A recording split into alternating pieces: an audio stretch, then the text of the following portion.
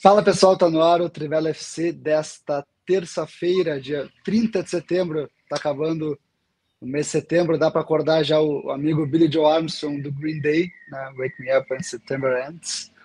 Mas hoje temos muitos assuntos. Meu inglês está muito bom, né, Tim Vickery? Obrigado, obrigado. Fiz cursos desde pequeno. Agora, muitos assuntos na live de hoje, porque amanhã a CBF vai anunciar as mudanças do calendário. Ano que vem são mudanças radicais no calendário para o ano que vem. Tim Vickery será atendido, e isso é o mais importante, o resto é detalhe, na minha opinião. Tá? Também falaremos de mais uma polêmica sobre gramados no futebol brasileiro. E Tim, nesse momento da live, eu e você deixaremos a live para deixar Gabriela Martins e Diego Iwata falando sozinho. Tá? A gente pode pegar um café, de repente abrir uma live paralela para ficar só aproveitando aqui. Também falaremos um pouquinho de Liga dos Campeões, né? Tem um grande jogo, Barcelona contra PSG. Então vamos lá, começar com o calendário, né, Tim Vickery? Porque Samir Chaud com certeza assiste a live da Trivela e instituiu que a partir do ano que vem a Copa do Brasil vai ter, muito provavelmente, as 5 primeiras fases em jogo único, como o Tim Vickery tanto queria. Aí das oitavas até a semifinal com ida e volta, e a final também em jogo único. Então, encurtaremos o calendário e teremos mais emoção, time. Porque não dá, né? É uma tentativa de fazer 3 litros cabe numa garrafa onde cabe 2. Então, alguma coisa tem que ceder. Então, obviamente, isso é um passo na direção certa. O que me deixa um pouco preocupado é a coisa para encotar os estaduais. Porque tem uma palavra em inglês que é difícil traduzir para português. A palavra é compromise. Um compromise é um tipo de acordo onde os dois lados cedem um pouco. Vamos supor, de conto, você fala, não, vamos fazer o live às 2 horas. Eu falo, não, vamos fazer 4 horas. Aí a gente combina 3 horas. Eu ser um pouco... Poderia falar que um compromise é uma maneira de fazer os dois lados infelizes, né? Porque ninguém consegue o que quer. A coisa de encurtar os estaduais, eu acho, na verdade, não atende muito nem os pequenos nem os grandes. Os pequenos, porque eles precisam jogar mais, né? É impossível. Alguns times, até de história e tradição, tem um calendário de 2 meses que vai ficar mais curto ainda, né? Então, obviamente, o problema em muito futebol estadual, os times não jogam suficiente. Não é que tem excesso de jogos, não tem suficiente. Então, encurtando não funciona nesse sentido. E também eu acho que não funciona para os grandes, porque você ainda tem o mesmo problema. Você tem jogos competitivos na frente do início do Campeonato Brasileiro, que tem um efeito nocivo no início, né? O início do Campeonato Brasileiro não deveria ter nada antes. Somente uma Supercopa. Porque aí você, na pausa antes, você cria expectativa, você cria demanda, você cria interesse para ver o Campeonato Brasileiro, que é longo, tem 38 rodadas. Você precisa desse tipo de entusiasmo no início. Mas dentro da estrutura de poder atual da CBF, isso é visto como o melhor possível. Eu, na insignificância da minha opinião, eu preferia um repensamento total no que fazer com estaduais, né? Eu acho que eliminando os estaduais na forma que joga no início de ano, iniciando o ano com o Campeonato Brasileiro, transformando a Copa do Brasil em um jogo só, você cria espaço durante o percurso de ano para ter um estadual que poderia ser bom para todo mundo, no sentido que os pequenos ficam durante o ano jogando entre si e os grandes entram, segundo semestre, numa coisa mata-mata. Mata-mata é sempre popular aqui no Brasil. aí você está envolvendo. Eu acho que assim o estadual pode voltar a ser emocionante, porque acontece no momento quando a maioria dos clubes já não estão brigando por títulos. Você tem um estadual mais colado no final de ano, e você está mantendo os pequenos em atividade durante muito mais tempo. Eu acho que isso seria melhor do que esse processo de ficar encotando, que para mim não serve ninguém. Tim, me parece, até por esse movimento aí que a CBF está fazendo, que é um passo para, de repente, enxugar mesmo, quem sabe até acabar lá na frente com os estaduais ou mudar completamente a forma, porque além de enxugar as datas, a CBF pretende começar o Brasileirão antes. Então, eu acho que isso, inclusive, corrobora a sua tese de deixar o estadual para o fim do ano, porque lá no Sul, no Rio Grande do Sul, pelo menos é assim que funciona. Muitas vezes o time que é campeão gaúcho acha que está tudo certo e vive uma temporada melancólica depois. Agora, se você bota o gaúcho, o estadual para o final, pode salvar essa temporada. Dá até um peso diferente para o estadual. Não sei se a Gabi concorda também. Não, isso do estadual eu acho que é muito. É sempre aquela coisa, né? O estadual, se ganha o título.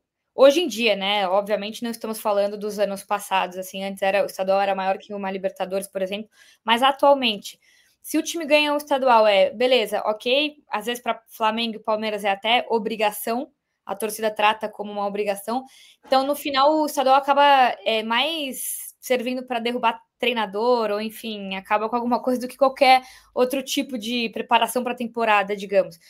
Mas obviamente, né, a gente já falou disso nesse ano que teve o Mundial de Clubes e no próximo ano vai ter a Copa do Mundo, né? Algo precisa ser feito e acho que até na outra vez que a gente discutiu sobre isso, a gente até chegou a elogiar um pouco essa gestão da CBF, que estão tentando, pelo menos, né? A tentativa já é uma coisa louvável, digamos que nos últimos anos a gente vinha sofrendo bastante, o calendário é uma coisa que a gente sempre bate na tecla. E aí, uma outra ideia que o Samir colocou também é aumentar a Série C e a Série D, né? Então, se eu não me engano, a Série C vai para 96 times, de 64 para 96 times. Quer dizer, na verdade, a C vai de 20 para 28 e a D vai de 64 para 96. E acho que é pensando justamente nessa questão de calendário, né, para dar mais rodagem, porque acho que no começo tinha até surgido um assunto de talvez criar uma Série E, Série F, mas isso ainda não está certo, não está em pauta, pelo menos. E aí também a Copa do Brasil aumentaria, né? Porque a gente sabe que na Copa do Brasil, aqueles confrontos iniciais, que hoje são 3 fases, né? E aí iria para 5 e os times do Brasileirão entrariam na 5ª fase, como entram hoje na 3ª.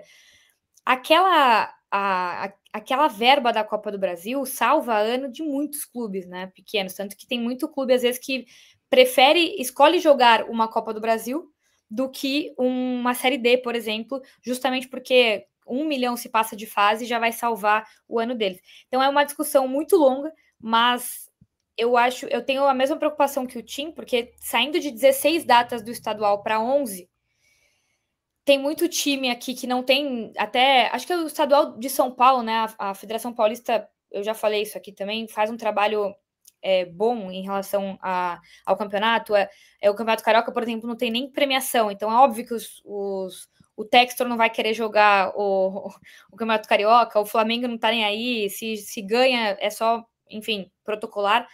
Mas eu me preocupo com essa questão dos times pequenos, mas eu vejo também um movimento da CBF em aumentar outras séries ou outras coisas para dar calendário para esses clubes. Então, enfim, vejo com bons olhos essas mudanças. O Nicolas Braga, ele está deixando um comentário aqui dizendo que não gosta da final única, acho que é o fim do futebol. Ele também acha que tem muitos times na Série D. Agora, de fato, né, a gente falou que os estaduais, encurtar os estaduais complica para esses times que montam o elenco para 3 meses, às vezes, né, nem isso. Agora, aumentar a Série D aumenta, obviamente, vagas para que mais clubes consigam manter calendário. É aquilo que você falou, né, de compromise ali, né, fica no meio termo, porque muitos times seguem sem calendário, porque não vão estar na Série D também, né. Tem verba, tem espaço para tantos campeonatos nacionais? Tem. O Brasil é muito, muito grande, né? Por isso, eu acho que reforçando na base, né, nos times pequenos, times menores e tal, reforçando rivalidades locais, viagens curtas, talvez é o caminho, né? Porque tantos clubes atravessando um país tão grande quanto o Brasil, será que isso é viável até em termos ambientais? Eu tenho lá minhas dúvidas. Então, eu vejo um papel para regional, mas regional para os menores, para dar um calendário cheio para os menores, sem grandes viagens. Eu tô tendo que deixar meu microfone mutado aqui porque o vizinho resolveu fazer uma mudança. Aparentemente está botando, sei lá, o Big Ben para dentro de casa aqui, ou enfim, não sei bem o que é isso. Agora o Rodrigo traz esse ponto que você falou, Tim. Tem que mudar também um pouco a fórmula, eu acho, né, da Série D, né? Porque ela já é mais regionalizada, mas de repente fazer torneios regionais menores antes de uma etapa mais nacional, né? Enfim, é algo a se pensar, porque né, não é como na Inglaterra, por exemplo, que é muito mais fácil de ir de uma cidade a outra, obviamente, né? Ô, De, conta outra Agora, coisa, oi, só complementando o que vocês estão falando nessa questão regional, inclusive a Copa do Nordeste vai mudar também o formato, né? Enfim, estão Copa anunciando Verde também. a Copa Verde, talvez criem uma Copa do Norte, pelo que eu estava vendo, e a Copa do Nordeste, por exemplo, os times que estariam em competições continentais, como, por exemplo, esse ano o Bahia e o Vitória, não participariam da Copa do Nordeste. E, enfim, são muitos movimentos, tem que ver ainda o que vai se concretizar, e acho que no final acaba que vai ser um pouco de teste também, né? Vamos ver como é que vai ser esse próximo ano, porque vai estar com muitas datas, mas uma coisa que vocês comentaram sobre a final única, isso me dói muito. Eu também sou muito contra a final única, e ter as duas principais competições do país em final única num campo neutro, pô, não dá, mas faz parte, né? Eu sou dividido com isso aí, né? Porque, por um lado, é muito triste. O torcedor não pode ir para o final, né? Não pode, até porque é muito longe ou porque tem número de ingressos limitados e tal. Então, por um lado, eu entendo isso perfeitamente. Por outro lado, normalmente, campo neutro, final único, o espetáculo é melhor. É verdade. É verdade. Porque você não tem um time fazendo cera o tempo inteiro e tal. Então. É verdade. Mas tinha, aí pensa assim, por exemplo, a Libertadores ficaria com a final única e a Copa do Brasil com as duas, aí a gente divide, sabe? Okay. Eu vou dizer que eu acho que tem um cenário legal para essa final única, porque ela pode virar um pouco tradição, assim como são as finais em Wembley, sabe? Pode ser uma coisa legal de sonhar com Wembley, né? Como se faz na Inglaterra. Mais uma vez, tem a ver com um país menor, né? Claro, não, isso é evidente, mas o ponto que eu queria chegar até é lembrar da Supercopa do Brasil de 2024, que o São Paulo ganhou do Palmeiras, e foi um clássico com estádio dividido, meio a meio, né? Não é São Paulo onde não se consegue fazer um clássico com 2.000 torcedores rivais, então eu acho que isso pode ser legal, assim, também alimentar um outro lado bacana de repente ter dois rivais numa final com estádio dividido, sabe? Voltar para um futebol um pouco de outros tempos. Aí, então, acho que esse elemento pode ser legal. Eu confesso que gosto da ideia da final única, tá? Não só por isso, mas acho que além além de ter essa questão da torcida de dividir estádio, ela abre margem para que o time inferior possa ser campeão, né? Que é o que a gente vem falando, né? Então, acho que isso pode ser legal. A Gabi quer ir e volta, né? Mas eu acho que... Não, depende, foi o que eu falei. Acho que eu entendo muito os dois lados, realmente. Acho que a final única tem os seus méritos ali, as suas vantagens e tudo mais. Até sabemos que também é a final única em questão comercial, né? Que hoje em dia futebol caro e tudo mais. Questão comercial é muito boa, porque reúne patrocinador. É só ver todo o evento que acontece numa final de Libertadores, numa final de Sul-Americana, sempre tem move muita grana, isso ok. Mas nessa questão de torcida, o torcedor que vai todo jogo, o campeonato inteiro, aí chega na final, os torcedores do Fortaleza, por exemplo, para eles conseguirem chegar em Montevidéu, né? Não era nem Montevidéu, acho que foi em Punta, se eu não me engano, na final da Sul-Americana que eles perderam, eles... Primeiro que estava muito caro, muita gente veio de ônibus. Imagina você sair lá do Ceará, lá em cima do Brasil, e cruzar o Brasil inteiro para chegar no Uruguai. E, enfim, ainda perderam, coitados. Mas é isso, eu tenho muito o olhar para o torcedor, então me pega um pouco essa parte.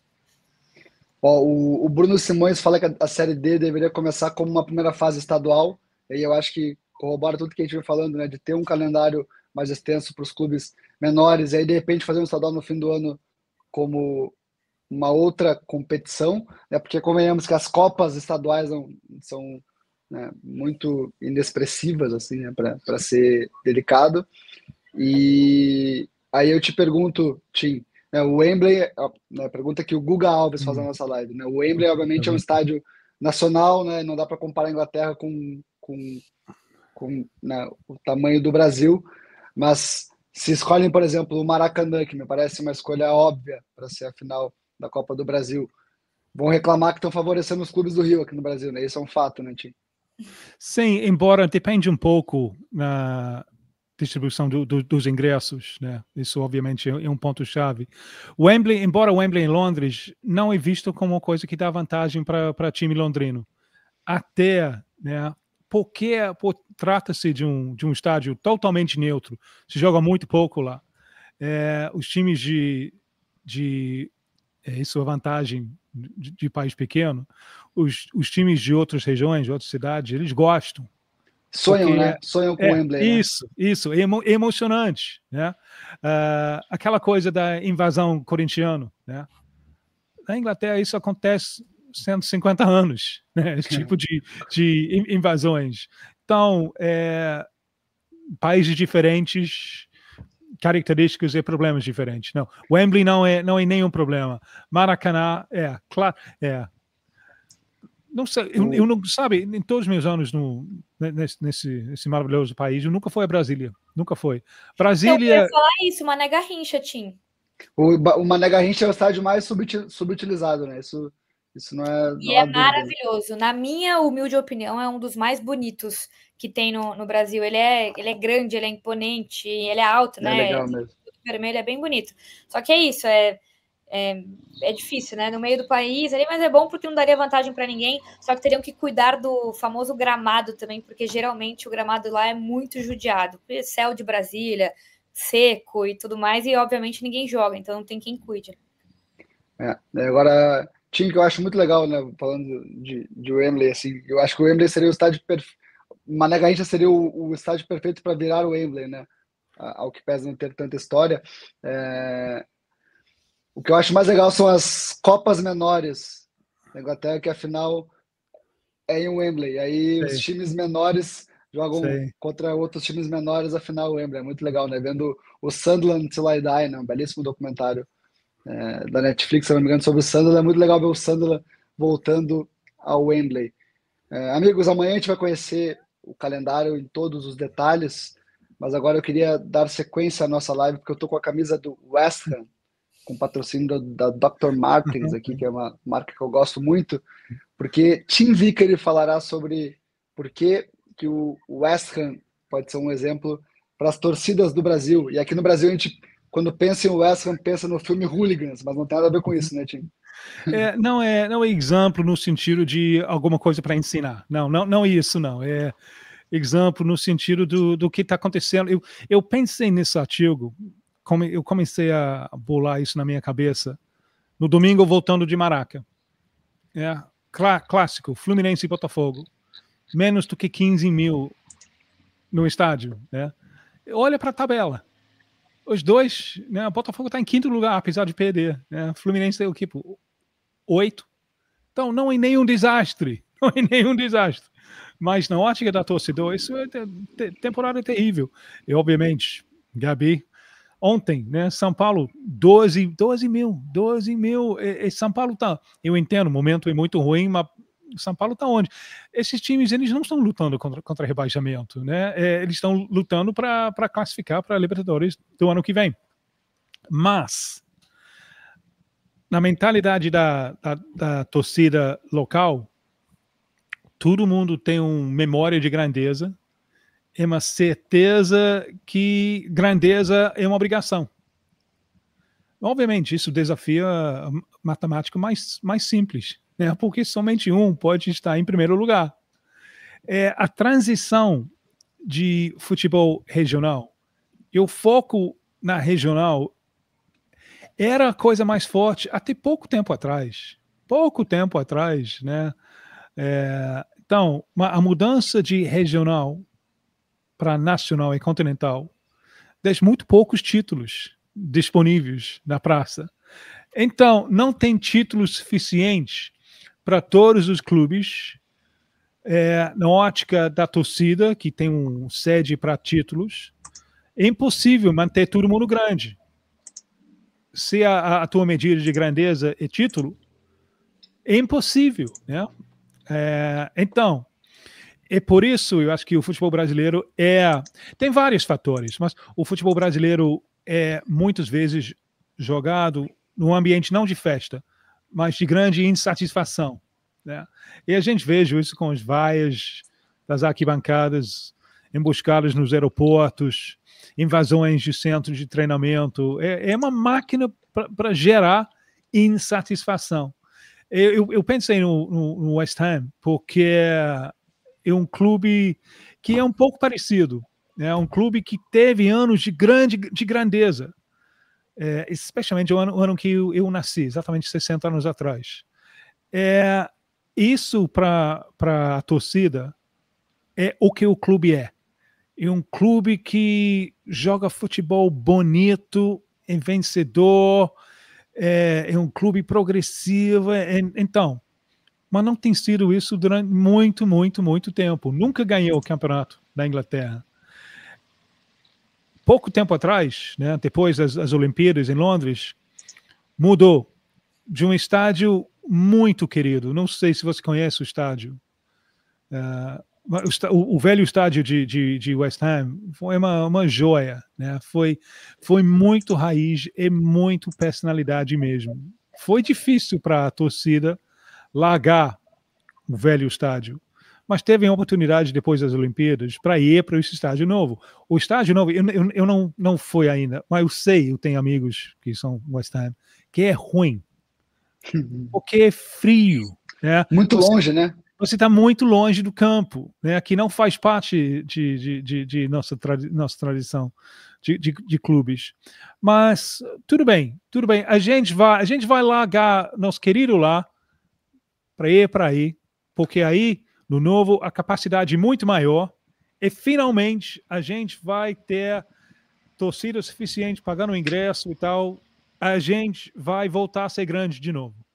Isso foi meio a promessa, né, que foi feito para a torcida.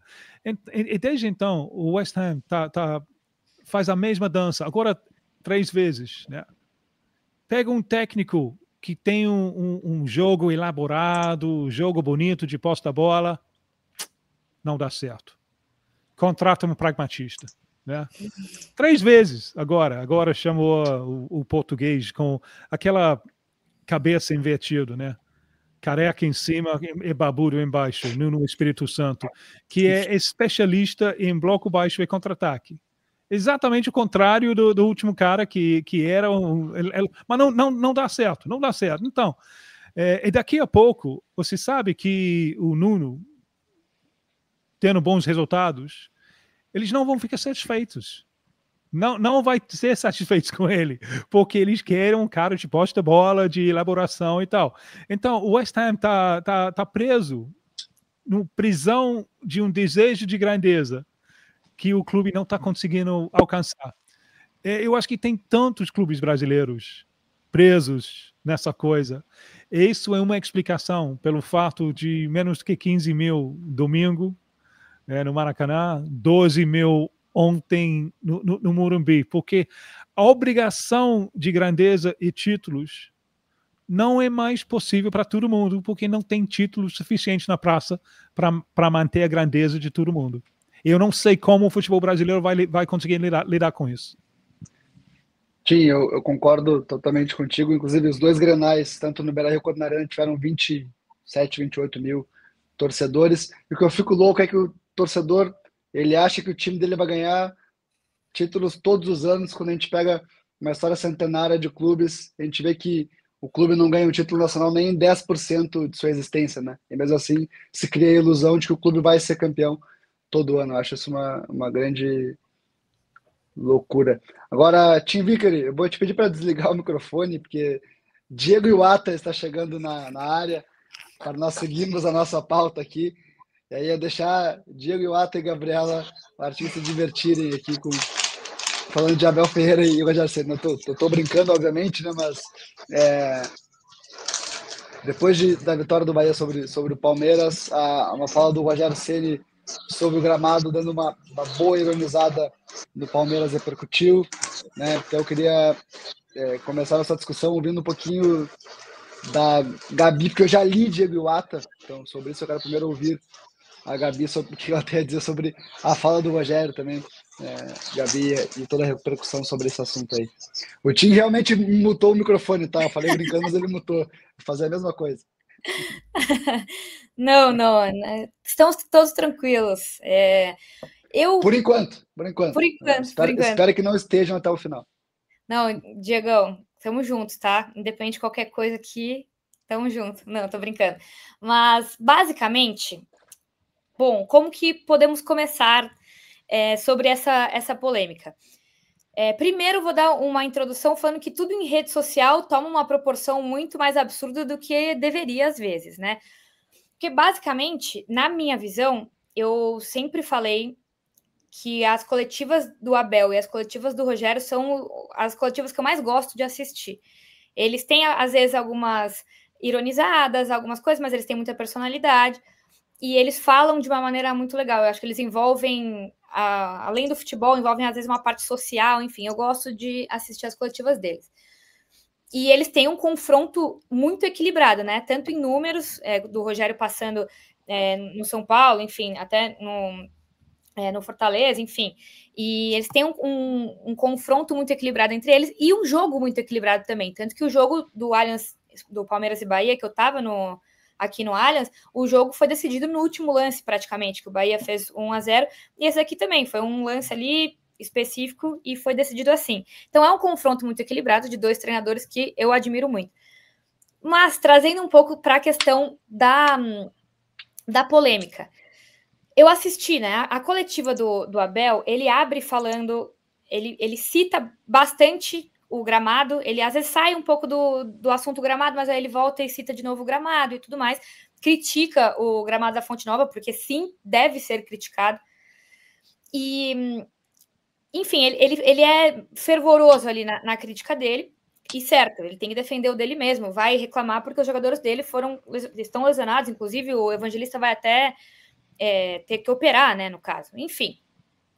E aí, quando eu fui assistir a coletiva do Rogério, eu acho que, e aí que entra a parte que eu falei de rede social, que às vezes é um pouco, eu diria, injusto, porque hoje em dia você pega muito corte das coisas e você coloca o corte só que interessa.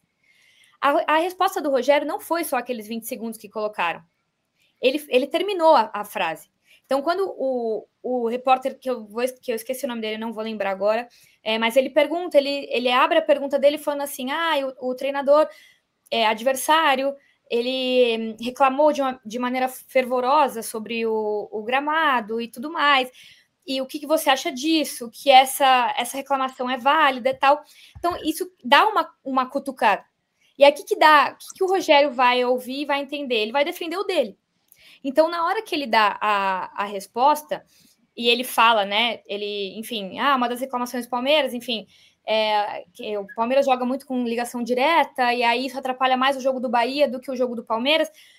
E aí depois ele fala, você quer reclamar de gramado sintético, que você quer reclamar de gramado natural, sendo que joga no sintético. Ele não termina a resposta aí. tem uma continuação. Inclusive, eu até anotei o que ele falou. Ele fala, e paro por aqui, porque vamos valorizar a nossa vitória e não vamos esconder a derrota do adversário em cima de um campo que oferecia minimamente condição. Não é o ideal, realmente, tenho que concordar, precisamos melhorar. Mas lesão muscular na conta do gramado aí já é demais. Ou seja, o Rogério criticou a Fonte Nova várias vezes já, o gramado da Fonte Nova. Que sim é precário, que sim é ruim. A administração da Fonte Nova, enfim, o problema que eles têm com o Bahia, a Fonte Nova não é do Bahia, né? Não é o Bahia que cuida do gramado. E aí a gente vai entrar em outras discussões que tem que cuidar, o que tem que fazer, enfim, é ruim. O Rogério já criticou. Assim como o Abel já criticou o gramado sintético do Allianz Parque, a condição do gramado sintético do Allianz Parque. Ele fala que é ruim, que tem a terra lá, que não sei o quê, que prende o pé. Enfim, tudo isso para quê? Porque na minha visão, os dois fizeram exatamente o que eles sempre fazem. Cada um defendeu o seu. E eu não acho que essa parte, nossa, é antiético, e aí vem diretoria do Palmeiras defender o Abel. Isso eu acho incrível, porque é legal ter diretoria respaldando, enfim, dando respaldo para o treinador. Acho que falta muito isso hoje em dia. Mas aí vem falar que o Rogério foi antiético porque está criticando todas as conquistas dentro do campo que o Abel tem. Cara, o Rogério não está desvalorizando todos os títulos que o Abel ganhou nos últimos 5 anos no Palmeiras, de jeito nenhum. E ele também, na minha opinião, ele também não está desvalorizando a luta pelo gramado natural, não está esvaziando essa causa. Ele simplesmente, naquele momento, ele defendeu o dele para não desvalorizarem a vitória que o Bahia teve em cima de um assunto do gramado, que, na minha visão, é exatamente o que está acontecendo. Ninguém está discutindo a derrota do Palmeiras. Ninguém está falando da derrota do Palmeiras. Está todo mundo falando do Abel, da discussão de gramado sintético e natural, que todo mundo sabe que o gramado natural, em boas condições, é muito melhor do que qualquer outra coisa. Enfim, é isso. Na minha visão, os dois só estavam defendendo os seus, cada um defendendo o seu lado. E aí a galera vai criando e pega recortes e colocando coisa, aí obviamente um cara clubista vai defender, falar, não, que o Rogério está atacando porque já levou muito gol de cobertura. Aí vai falar, nossa, o Rogério Ceni tem que fazer isso mesmo com o Abel porque ele é muito arrogante.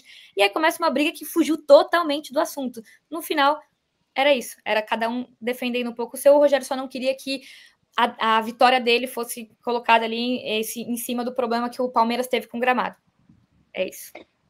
Ô, Diego, a Gabi chamou o Abel de arrogante, tu vai deixar assim, né? Tô brincando, pelo amor de Deus, tá? É brincadeira. Agora, Diego, vamos falar um pouquinho aí você fez um texto, né, dizendo que a coletiva do Rogério, na verdade, corrobora o pensamento do Abel, né? E tudo que o Abel fala sobre o gramado. Queria que você ampliasse esse tema agora na live. Fala, Gabi, Tim, Deconto, vocês todos. Bom, primeira coisa, o Abel, ele não é que ele é arrogante, ele é muito arrogante. Isso é uma característica muito marcante dele, mas se tem um cara que começou a ser arrogante há mais tempo, é o Rogério. O Rogério era arrogante como jogador, é a postura dele, a postura do Abel, eles são assim. São dois personagens que são assim, eles se colocam acima do interlocutor sempre, eles olham todo mundo de cima para baixo, é o jeito que eles são, é assim que eles são super bem sucedidos, e se bancam, tá? Tanto o Rogério como o Abel se bancam, não preciso de ninguém ficar bancando eles, porque, cara, eles se bancam. O Rogério é o maior goleiro artilheiro da história, um dos maiores jogadores da história do futebol brasileiro, e o Abel, com pouco tempo de Palmeiras, é o maior técnico da história do clube. Acho que isso é inegável. Agora, assim como a Gabi trouxe uma leitura da coletiva do Abel, eu detesto falar mal de colega, tá? Mas foi isqueirado ali pro Rogério, foi levado um isqueirinho, porque o Abel em nenhum momento falou que perdeu. O Abel não falou em nenhum momento que perdeu por causa do gramado. Pelo contrário, ele falou, cara, o gramado não tem nada a ver. É mais difícil jogar aqui assim, eu acho inadmissível um gramado desse. E, cara, é inadmissível. Assim como é inadmissível o gramado do Allianz Parque até outro dia aí, que o próprio Abel reclamou. Eu acho que um gramado ruim, ele pode ser sintético, ele pode ser natural. O que pra mim pega dessa história do Rogério? E aí eu acho que é muito o que a Gabi falou. Tá defendendo o dele. Ele sentiu que o Abel atacou, diminuiu a vitória dele. E o Abel não fez isso. O Abel falou, cara, esse gramado é impraticável. O Abel tampouco disse que os jogadores se lesionaram, esses dois jogadores se lesionaram por conta do gramado. Ele não falou isso. E até porque, do Piquerez por até ter sido, porque foi uma questão de maneira de pisar. Agora, a lesão do Lucas realmente foi muscular. Se o Abel falasse, o Lucas te machucou aqui, que o gramado é ruim, o Rogério estava 100% certo no conteúdo da fala, mas ele também não disse isso.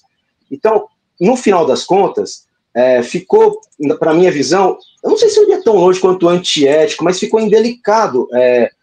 O Abel quer falar o quê? Só faz ligação direta, o que primeiro é uma grande mentira. O Palmeiras não faz só ligação direta, e se você pegar muitos palmeirenses, vai falar assim, faz sim, faz. Coisa de 2 meses atrás, o Palmeiras realmente era um deserto de ideias táticas, o Palmeiras era realmente um jogo de transição, nem era bloco tão baixo quanto o Nuno Espírito Santo, mas era um jogo de transição.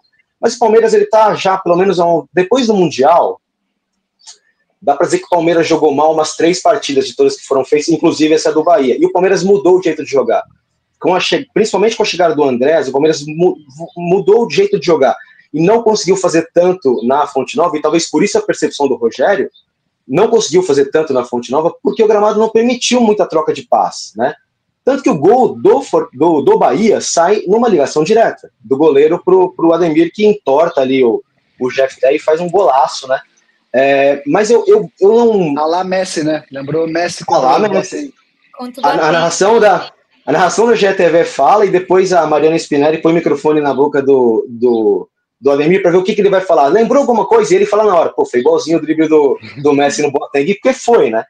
Então, assim, quando a gente corrobora, o que o Abel falou um pouco antes, foi assim, eu não vou mais ficar falando de gramado, não vou ficar falando de calendário, porque murro em ponta de faca, já me disseram isso várias vezes, Em nenhum momento ele ataca a vitória do Bahia, ele justifica a sua derrota com o gramado, e só diz que, cara, gramado assim é inadmissível, não é possível jogar em gramado assim, é um absurdo, o futebol profissional de alto nível jogar num gramado como esse, né? E eu não vou mais falar disso, porque não adianta nada. Aí, ele não atacou o Rogério, ele não atacou a vitória, ele não atacou nada. Agora, coloca o microfone na boca do Rogério, ele se defende, porque eu acho que ele se sentiu atacado, né? Sentiu que alguém estava diminuindo a vitória dele, e ele fala, pô, ele quer falar o quê? Joga no sintético? Eu acho que tem várias verdades nessa história. Primeiro, o Abel é um cara muito arrogante, o Rogério é um cara muito arrogante, o gramado da Fonte Nova é horrível, horroroso. O sintético é horrível ter que jogar no sintético também, seria muito melhor jogar no natural. Agora, o Allianz Parque foi incapaz de produzir um natural bom ao longo de seus 11 anos de existência, porque é um estádio híbrido, que é usado mais para shows do que para jogos. Então, diante dessa realidade, vamos perguntar para a FIFA. FIFA, posso colocar um sintético? Pode, desde que passe nesse teste. Passou no teste, acho que é uma discussão vazia. É uma discussão vazia. Eu pego uma fala do Lucas Moura, por exemplo, assim, Lucas, você prefere um gramado sintético ruim ou um natural bom? Eu prefiro o sintético ruim. Então, vamos mandar 38... É isso mesmo, eu prefiro um natural ruim. Pô, então vamos jogar na Fonte Nova todos os jogos? Não tem como, é impossível. É melhor o sintético bom do que o natural ruim. É melhor um natural ponto do que um sintético ponto. Os dois estando bons, é óbvio que é natural. Agora, a discussão é uma discussão meio vazia a partir do momento que, pô, é regulamento. Se passa no teste, se a FIFA permite, é discutir sexo dos anjos, sabe assim? Tipo, mano, seguinte, eu cumpri tudo que a FIFA falou. Aí vem o Neymar, que é um jogador veterano, que assim, desculpa, o Neymar reclamar que fica fora de jogo, pra mim reclamar que a água é molhada. Meu irmão, você não joga, vai fazer 3 anos, tá falando do que de gramado? É uma hipocrisia sem tamanho. O Lucas também, que já é um jogador mais veterano também, os jogadores mais velhos têm mais dificuldade com gramado mais duro, mas esse gramado mais duro pode ser sintético, pode ser natural, porque não tem padronização do natural no Brasil, né? Então, acho que tem várias verdades colocando aí. A única verdade que não tem é que o Abel desmereceu a vitória do Bahia por conta do gramado. E tampouco afirmou que as lesões seriam por conta do gramado, né? E a terceira verdade que fica é que, realmente, ficar falando de gramado, ficar falando de calendário no futebol brasileiro, onde cada um defende o seu, e aí a gente, claro, como a Gabi colocou, e eu concordo, se fosse o contrário, o Abel está fazendo a mesma coisa. Tá aqui falando de gramado, mas ele está dando o mesmo discurso.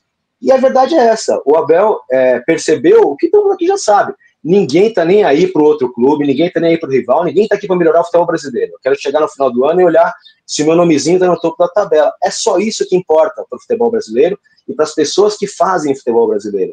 Então o discurso do Abel foi todo nesse sentido. E aí, quando ele termina esse discurso, o Abel e o Rogério vai lá ironizar a derrota e falar uma inverdade, né? Porque isso aí o Rogério falou claramente de raiva, né?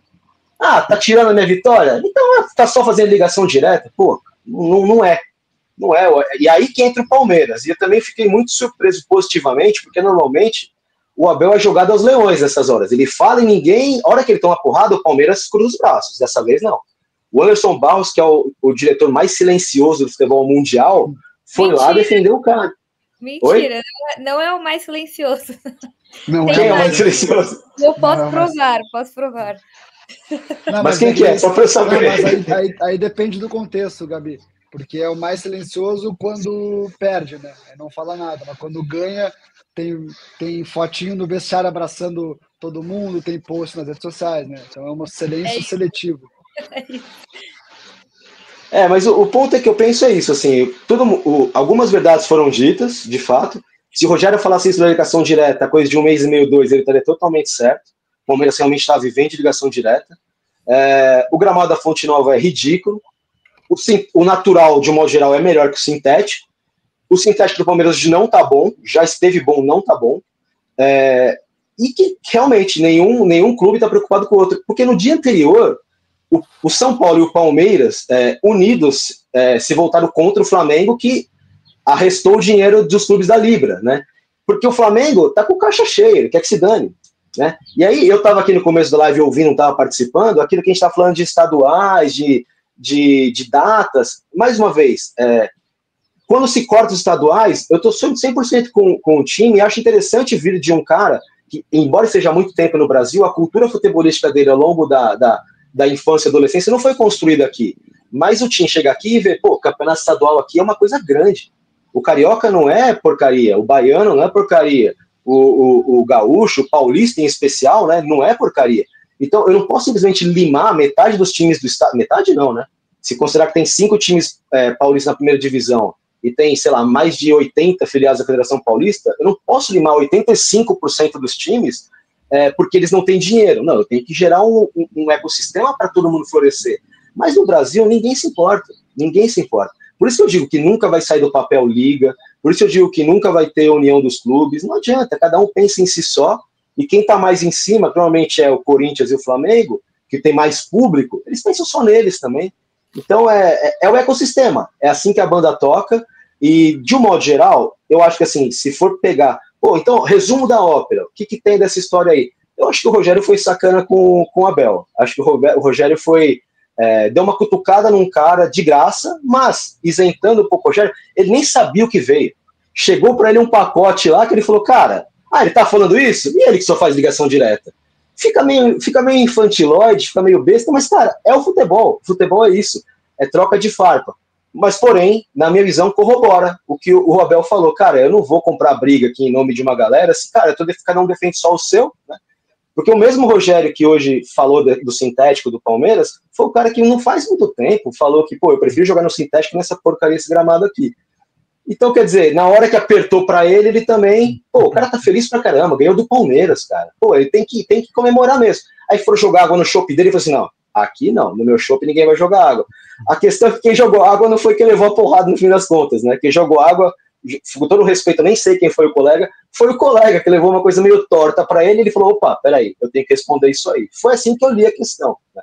Ô, Diego, só para dar conta, se você me permitir aqui, só para complementar isso, eu até anotei a pergunta do nosso colega, que eu também não vou saber o nome, mas eu concordo 100%, Diego, na hora que você fala que foi uma esquerada ali, porque na pergunta você fala, o Abel em nenhum momento meio que coloca as lesões na conta do gramado e tudo mais. Mas na pergunta, falar umas das reclamações do Palmeiras, bem fervorosas e tal, que não deu para ter não dá para ter muita criação, né, nesse tipo de gramado, dificuldade na criação, inclusive colocando as 2 contusões na conta do gramado. E aí ele pergunta, é pertinente essa reclamação? Faz sentido? E aí o Rogério, na hora que o Rogério vai e ele dá essa porrada de volta. Então, assim, no final de tudo, por isso que eu falei, na minha visão, o que falta um pouco, às vezes, nas redes sociais, é que, obviamente, as páginas do Palmeiras, as páginas do Bahia, as páginas até do São Paulo, nesse caso, para pegar o Rogério Ceni e tal, vão pegar o recorte de 20 segundos da resposta dele.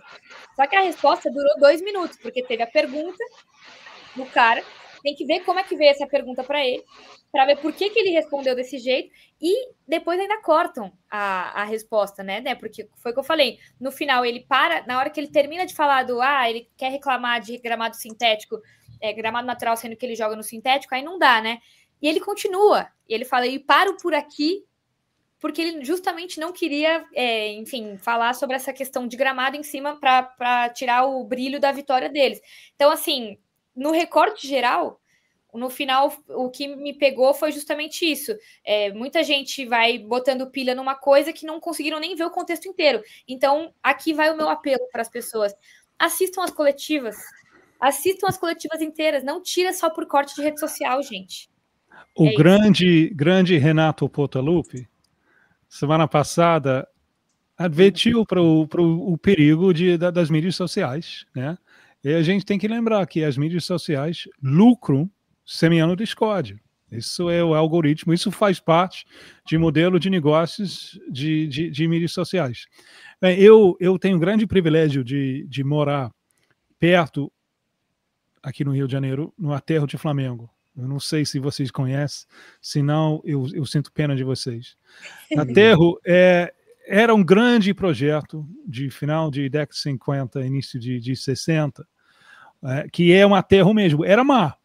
Agora é um parque com a praia, para mim, a praia mais linda do mundo, aí, praia de Flamengo, especialmente agora que a água tá limpa. É uma piscina, às vezes. Aí você tem todo esse parque aqui. Se isso fosse um projeto de hoje em dia, seria cheio de área VIP. Mas não. É espaço público, no seu estado mais puro. Fim de semana lá, você veja todo tipo de pessoa, todo classe social, se divertindo, correndo, fazendo festa de aniversário, tomando sol. É lindo, e lindo, e lindo, lindo. Me alegra muito o fato que esse lugar existe no mundo, mas também que o Brasil foi capaz de criar isso. Então, em algum lugar dentro da alma brasileira existe uma sensação de bem comum. Existe. Eu acho que a gente precisa resgatar esse coisa de bem comum. Porque o que eu estou vendo com essa história é a grande possibilidade de uma aliança. De todo mundo juntando para falar, sabe uma coisa? Os gramados têm que melhorar. Eu acho que nesse tipo de pensamento, tanto o Abel quanto o Rogério estão no mesmo lado. Os gramados precisam melhorar. Se na Europa, Inglaterra, né, chove pra caramba, é difícil, mas os gramados são tapetes. Se isso é possível lá, por que não é possível aqui? Claro que é possível aqui. Às vezes eu acho que vocês não percebem quanto isso tem influência no espetáculo. Né? A revolução de Guardiola. Jogadores pequenininhos, de habilidade, de toque. Precisa confiar que dá para tocar de primeiro. Então, independente da qualidade do gramado, o tipo de jogador que a Europa está produzindo em massa agora é por causa dos gramados. O futebol brasileiro é capaz de competir, mas precisa resgatar o sentido de bem comum que foi capaz de construir a terra de Flamengo. Existe dentro de vocês. A gente tem que achar uma maneira política e tal de resgatar esse sentido, porque senão a distância, apesar do crescimento financeiro de futebol brasileiro, a distância com a Europa vai crescer, porque lá tem tapetes e aqui não. E uma prova de que é só querer, eu vou trazer para a Arena do Grêmio, né? O Grêmio foi comprada a gestão pelo Marcelo Marques, passou-se a investir mais no gramado. O gramado da Arena do Grêmio está um tapete agora. Sempre foi um problema, desde a fundação da Arena, o gramado está bom. É uma questão de querer fazer, né? De ser a prioridade de quem gera o estádio. E me parece, né, usando o caso do Palmeiras, que quem gera o estádio não tem essa prioridade, né, Diego, por exemplo.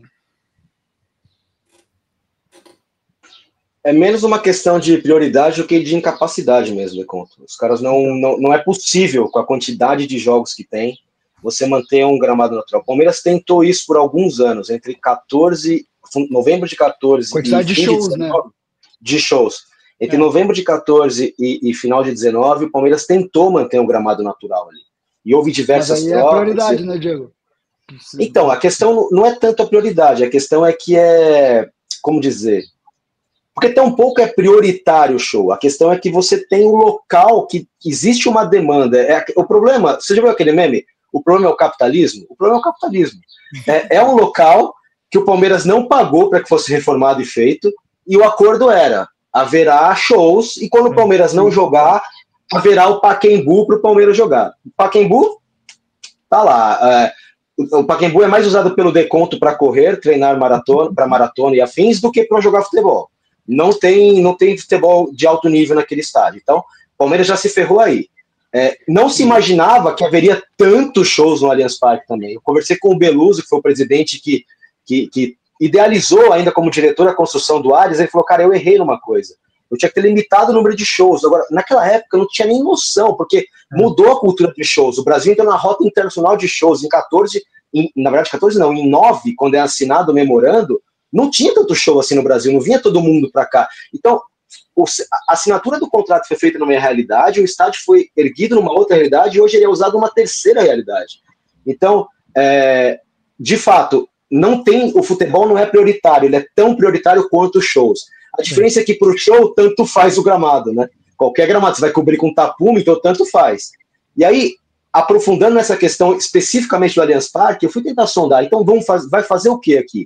Já que sintético daqui a pouco vai ser proibido. Eu tenho essa convicção de que o sintético vai ser proibido, porque há uma pressão muito grande de dentro do campo para fora.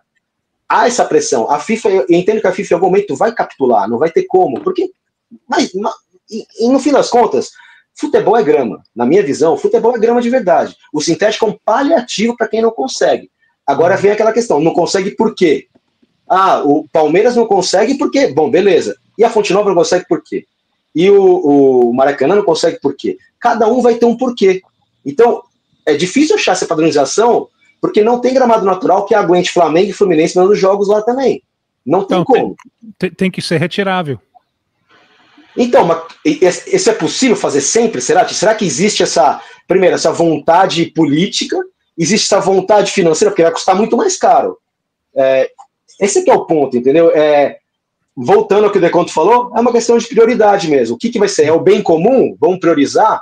Porque não parece que é esse o objetivo de ninguém, né? Não é. E aí, só para fechar esse assunto todo, Diogo Giovannoni diz que Tim deu uma aula sobre a importância do espaço público para o lazer, né? Sempre uma aula com o Tim Vicker aqui. E eu gostei muito, né, que no fim se resume a discussão Rogério Ceni e Abel Ferreira, se resume ao fato de que Renato Portaluppi estava certo, né? As redes sociais estão acabando com o futebol, né? Impressionante. Essa live, ela dá voltas e voltas e voltas e acaba sempre nessa mesma questão, né? Coisa impressionante. Você quer ele de volta, o Deconto? Se eu pudesse, estava do meu lado aqui, não estava Madal, mas infelizmente não é possível. Professor Mano não está bem, Deconto? Professor Mano não está indo bem? Tá tudo maravilhoso. Semanas incríveis. Se tá bom para você, para mim também tá bom. Semanas incríveis. Vou correr minha maratona tranquilo, sem me preocupar com nada. Maravilhoso. Diego, muito obrigado pela presença. Parabéns pela belíssima camisa. Infelizmente temos que seguir a nossa live. Diego, é uma camisa por vídeo, né? O Diego tá bem demais. Estou investindo nisso. Obrigado, pessoal. Valeu. Espero participar logo. Estou com saudade de voltar aqui nessa live. Em breve estaremos com o Diego Iwata de novo por aqui. Agora é o momento de Gabi Martins nessa live, porque ela esteve no Equador, ela sofreu na altitude. Você foi visitar Independente del Valle? Falou, você ia. Sim, eu fui. E assim, na bagagem de hoje teve alguns altos e baixos ali, porque quando eu fui dar uma de Deconto e tentei correr ali na altitude, o meu batimento cardíaco bateu 200. Eu achei que eu estava indo de Vasco, como diz as redes sociais aí. Porque realmente, e aí eu prometi para mim mesmo que eu nunca mais vou falar, vou criticar os jogadores que reclamam da altitude, porque é realmente uma coisa, eu nunca tinha sentido. Já tinha ido pro deserto do Atacama, onde eu fiquei uns 4 dias e tal. Cheguei a 4.000 metros de altitude, mas era muito por um tempo ali, depois voltava e tal. Dessa vez, Quito fica a 2.850 metros de altitude ali. Tem alguns lugares na cidade que chega a um pouco mais, e tem um teleférico, e tem alguns vulcões em volta. Os vulcões onde a gente foi chega a 4.000 mais ou menos. E eu achei que, assim, o próprio São Paulo sentiu, né? O Cédric teve, enfim, problemas intestinais, o Ferreirinha sentiu a altitude, nem conseguiu jogar, porque geralmente o que eu estava estudando era, e até por experiência própria, no dia que você chega, você não sente tanto. Por isso que os times tentam fazer essa logística. O São Paulo iria para Guayaquil, que é mais na parte da costa, né? E depois, no dia do jogo, no dia seguinte, eles iam para Quito. Só que o aeroporto do Equador de Guayaquil estava com algum problema, enfim, estava fechado e o São Paulo não conseguiu fazer isso. Então teve que chegar um dia antes. Na minha experiência, no dia, quando eu cheguei, tava show. Falei, essa altitude não é nada, tá louco, tá? Até tomei uma cervejinha e tal. No dia seguinte, parecia que eu tava com dengue, foi péssimo, assim, eu senti muito. Mas nessa viagem, apesar do São Paulo ter perdido, eu conheci as instalações do Independente Del Valle e estamos preparando um especial em vídeo, enfim, até uma matéria para o site da Trivela, porque eu ouvi uma frase do pessoal do Del Valle, porque eu fui no jogo que eles jogaram contra o Once Caldas, na Sul-Americana, e no outro dia eu fui nas instalações. Eles têm uma Ciudad Deportiva, que eles falam, né? E basicamente nível Europa. É uma coisa que eu fiquei muito impressionada. E uma coisa que eu ouvi do funcionário deles, que a gente fez um tour ali dentro, e eu achei muito legal. O cara falou assim, isso daqui, como que ele citou? Ele falou, a letra U nessa palavra faz muita diferença nesse sentido que eu vou falar agora. Ele explicou assim, o Del Valle estar ganhando títulos e aparecendo em várias competições internacionais nos últimos anos, ganhou a Sul-Americana, ganhou a Recopa do Flamengo, ganhou a Sul-Americana do São Paulo, enfim, chegou em final da Libertadores em 2016, tudo, não é casualidade, é causalidade, que é justamente eles plantaram para eles poderem colher agora. Então, basicamente, um resuminho para também não me estender muito, o Del Valle é um time de 1958, e é de uma cidade que se chama Salgoqui, que é ali ao sul ali de Quito, e era um clube familiar. Em 2007, se eu não me engano, eles receberam um investimento de um empresário do Equador, e aí tiveram todo o investimento ali, eles investiram inclusive na Ciudad Deportiva, e basicamente hoje, né, se a gente for ver os números das eliminatórias que o Equador estava jogando, 8 dos 11 titulares que jogaram contra a Argentina são da base do Del Valle. Então o Del Valle, ele criou-se ali, né, para formar jogadores na base. Então na Ciudad Deportiva, que é o CT deles, o centro de treinamento, tinha várias coisas, além de campos e gramados, tinha um colégio lá dentro. Então, eles tinham escola para os alunos da base, porque começava ali com sub-11, e até, enfim, tem os profissionais, né? Tem até a equipe B do Del Valle, que joga a segunda divisão. E, então, tem colégio para as crianças, tem o time feminino, que tem total investimento, e eles até ganharam um campeonato quando eu estava lá recentemente. E o trabalho que eles fazem, eu achei muito legal em um momento que eu fui ali dentro, eles fazem um trabalho de é o que eles falam. Eles falam assim, independente se o jogador que está aqui vai ser jogador de futebol ou não, o nosso objetivo é formar pessoas, né? É formar o ser humano. Então tem aula, inclusive, sobre raízes. Então, por que você é assim? Por que você gosta dessa música? Por que no bairro assim vem? Qual que é a origem disso? Então eu fiquei muito impressionada e assim, deu para entender da onde que vem esse sucesso dos últimos anos da equipe do Del Valle, mas em compensação em relação à torcida, por ser um clube familiar, a torcida está sendo criada agora, né? Por exemplo, a Liga de Quito tem muito mais torcida de massa, o Barcelona de Guayaquil é o primeiro, né, do Equador, e o Del Valle não tem muita torcida. Se a gente for ver alguns jogos assim, não tem muita gente mesmo, não tem muito torcedor, porque era um clube de bairro, de família.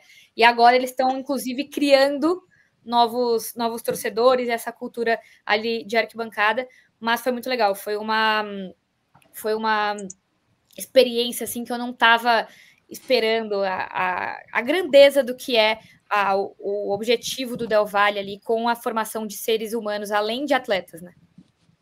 Que legal. E Gabi, o Guga Alves aqui participando bastante da nossa live, ele diz ali, né, interessante que é uma aula, né, que reforça a identidade local, né, compartilha a cultura e o amor pelas raízes, né, isso é muito legal e até vendo de longe, eu nunca estive no Equador, dá para perceber que isso é muito enraizado lá entre os equatorianos mesmo, né? Não, e uma coisa que era super legal, a gente estava caminhando pelo CT, tinham vários gramados, né, entre sintéticos e naturais, enfim, para ter todo tipo de treinamento ali, de todas as categorias de base que eles têm, e do profissional também. Tinha um gramado em específico que estava... Sabe quando a grama está meio que morrendo, meio que, enfim, com terra e tal? E aí eu olhei, eu falei, nossa, acho que precisa replantar, né? Aí o funcionário do clube falou assim, não, na verdade, esse gramado assim, esse lugar aqui nunca vai nascer terra, porque é justamente para ficar assim, para as crianças que vierem para cá lembrarem das raízes deles, quando eles jogavam nos bairros. Então eles podem meio que ter essa sessão nostalgia jogando ali no terrão, ali no meio do CT. Então, assim, eu fiquei muito, muito impactada mesmo, porque tem muita coisa legal dentro do clube que eu não fazia a menor ideia. Eu sabia que era um clube bem estruturado por ter recebido investimento, né, e grana, só que, assim, a preocupação que eles têm em formar seres humanos foi muito legal. E aí eu vi o Sornosa por lá, que jogou no Fluminense, jogou no Corinthians, ele falou que no Brasil ele não tinha tido uma experiência numa estrutura dessa, assim. E se você for pensar que no Equador o Independiente Del Valle no Equador está muito à frente de todos os outras equipes, até por isso que a gente falou desses números de formar muitos jogadores de base, né? E toda a seleção equatoriana hoje, praticamente metade da seleção é formado dentro do Independiente Del Valle. Ei, Tim, você que eu sei que é um apreciador do futebol equatoriano, tem que esperar passar moto aqui. Essa vai longe aí. Nossa. Legal de ver de perto, né, Tim? A história deles fica sendo cada vez melhor, né? É impressionante a história deles, porque primeiro a ideia era justamente formar jogador, né? Dentro do clube, no início, não tinha ideia de ganhar títulos. Aí eles conseguiram, sabe uma coisa? Dá para ganhar um título. Mas o clube está sempre produzindo para vender, né? Grande descoberta de ano passado, Arroyo agora está no Cruzeiro, né? Ele foi para a Turquia no final de ano, não durou muito tempo lá, agora ele está no Cruzeiro. Tem um agora, da Wenguagua, que estreou para a seleção de Equador nas eliminatórias ano passado, sem ter feito um jogo com o clube, né? O técnico, o Becassetti, gostou tanto dele nos treinamentos, que ele tu vai jogar, vai lá jogar. Ele foi titular no jogo contra Chile, agora ele está jogando. Então, tem esses promessas, sempre tem promessas, mas tem muito veterano também. Eles resgatam outros jogadores. A história agora, é inacreditável essa história. Michael Hoyos, né? Que é a meia deles. Michael Hoyos veio dos Estados Unidos, ele nasceu na Califórnia, do pai argentino. 15 anos ele voltou para a Argentina, jogou com Estudiantes, jogou sub-20 com a Argentina, sofreu um acidente de carro tão sério que pareceu que ia acabar com a carreira dele. Não, ele recuperou, ele fez um torneio do mundo. Nos últimos anos, ele está em vários clubes no Equador. E agora, Del Valle, né? Na rodada anterior, contra querido Muxucruna, Del Valle estava eliminado, né? Porque o jogo estava 10 minutos de acréscimo, aí Royals faz o gol, que força a pênaltis, Del Valle ganha os pênaltis, né? O jogo que Gabi estava lá, perdeu 2-0 em casa contra o Once Caldas. Os dois gols também incrível, Dairo Moreno, 40 anos, vencedor da Libertadores com Once Caldas em 2004, está jogando ainda, né? Então, acabou.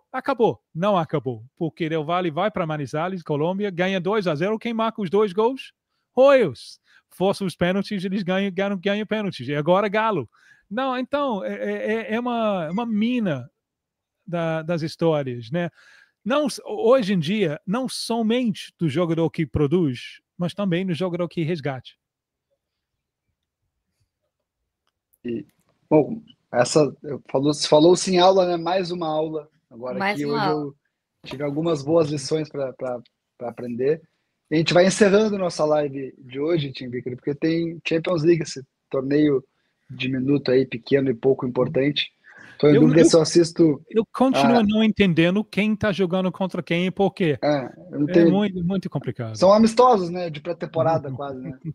Mas eu sei que tem um bom Chelsea e Benfica no reencontro do Chelsea com Mourinho, tem Galatasaray e Liverpool na Turquia, então também é legal de ver. Então eu vou zapear, né, um termo antigo que os jovens não devem conhecer, entre esses 2 jogos. E, obviamente, toda a repercussão da Champions League está lá na Trivela. Gabi, coisa boa te ter de volta aqui na live depois que você sobreviveu à altitude. Sobrevivi, sempre bom aqui. E, inclusive, estamos preparando um materialzinho legal sobre o Independiente Del Valle, porque acho que é aquela coisa que muitos brasileiros não conhecem mesmo. De onde? Porque ficam, da onde saiu esse time, né? Então é legal contar um pouquinho das histórias e sempre bom falar com vocês e estar aqui nas lives. Tim, obrigado. Até terça-feira que vem. Até. Valeu. Amigos, é isso aí. O Trivela FC volta na terça que vem. Até mais.